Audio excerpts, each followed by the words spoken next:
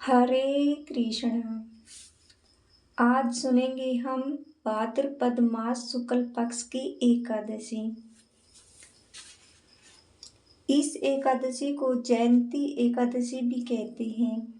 इस एकादशी की कथा के सुनने मात्र से ही समस्त पापों का नाश हो जाता है। इस एकादशी का व्रत फल वाजपेय यज्ञ के फल से भी अधिक होता है। इस जयंती एकादशी की कथा से नीच पापियों का उद्धार हो जाता है। यदि कोई धर्मपरायण मनुष्य एकादशी के दिन मेरी पूजा करता है, भगवान विष्णु जी की पूजा करता है, मैं उसको संसार की समस्त पूजा का फल देता हूँ। जो मनुष्य इस एकादशी के दिन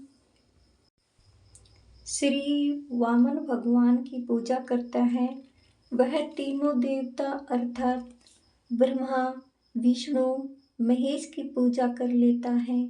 जो मनुष्य इस एकादशी का व्रत करते हैं, उन्हें इस संसार में कुछ भी नहीं करना शेष रहता। इस एकादशी के दिन श्री विष्णु भगवान करवट बदलते हैं, इसलिए इसे परिवर्तनी एकादशी भी कहा जाता है। इस पर युधिष्ठिर जी बोले कि हे भगवान, आपके वचनों को सुनकर मुझे महान संदेह हो रहा है कि आप किस प्रकार सोते हैं, किस प्रकार करवट बदलते हैं, आपने बलि को क्यों बांधा और वामन रूप करके क्या लीलाएं दिखाई, चातुर्मास व्रत की विधि क्या है तथा इसके शयन करने पर मनुष्य का क्या कर्तव्य है, सो सब विस्तार पूर्वक कहिए। भगवान श्री कृष्ण बोले कि हे राजन, आप पापों को नष्ट करने वाले इस कथा का श्रवण करें। आइए मैं आपको सुनाता हूँ। त्रेता युग में बलि नाम का एक दानव था। वह अत्यंत भक्त, दानी, सत्यवादी तथा ब्राह्मणों की सेवा करने वाला था। वह अपनी भक्ति के प्रभाव से स्वर्ग में इंद्र के स्थान पर राज्य करने लगा। इंद्र तथा अन्य देवता इस बात को सहन न कर सके और भगवान विष्णु से प्रार्थना करने लगे। अंत में भगवान ने वामन रूप धारण किया और तेजस्वी ब्राह्मण बालक के रूप में राजा बलि को जीता। इस पर राजा युधिष्ठिर बोले कि हे राजन, आपने वामन रूप धारण करके उस बलि को किस प्रकार जीता, सो सब मुझे समझाएं।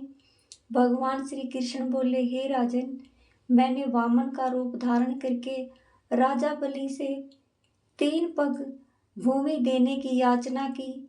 हे राजन, तुम मुझे 3 पैर भूमि दे दो, इससे तुम्हारे लिए तीनों लोक के दान का फल हो जाएगा। राजा बलि ने इस छोटी सी याचना को स्वीकार कर लिया और भूमि देने के लिए तैयार हो गया। तब मैंने अपने आकार को बढ़ाया और भूलोक में पैर, भुवनलोक में जंघा, स्वर्गलोक में कमर, महलोक में पेट, जललोक में हृदय, तपलोक में कंठ और सत्यलोक में मुख रखकर अपने सिर को ऊंचा उठा लिया। उस समय सूर्य, नक्षत्र, इंद्र तथा अन्य देवता मेरी स्तुति करने लगे। उस समय मैंने राजा बलि को पकड़ा और पूछा, हे राजन, अब मैं तीसरा पैर कहाँ रखूं? इतना सुनकर राजा बलि ने अपना सिर नीचा कर लिया। उस पर मैंने अपना तीसरा पैर रख दिया और वह भक्त दानव पाताल लोक को चला गया। तब मैंने उसे अत्यंत विनत पाया तो मैंने उससे कहा कि हे बलि, मैं सदैव तुम्हारे पास रहूंगा। भाद्रपद मास के शुक्ल पक्ष की वामन नाम की एकादशी के दिन मेरी प्रतिमा राजा के पास रहती है और एक क्षीर सागर में शेषनाग पर शयन करती रहती है। इस एकादशी को भगवान विष्णु सोते हुए करवट बदलते हैं। इस दिन त्रिलोकी के नाथ श्री विष्णु भगवान की पूजा की जाती है। इसमें चावल और दही सहित चांदी का दान किया जाता है। इस दिन रात्रि को जागरण किया जाता है। इस प्रकार व्रत करने से मनुष्य समस्त पापों से मुक्त होकर स्वर्गलोक को जाता है। जो मनुष्य पापों को नष्ट करने वाली इस एकादशी को सुनते हैं, उन्हें अश्वमेध यज्ञ का फल मिलता है।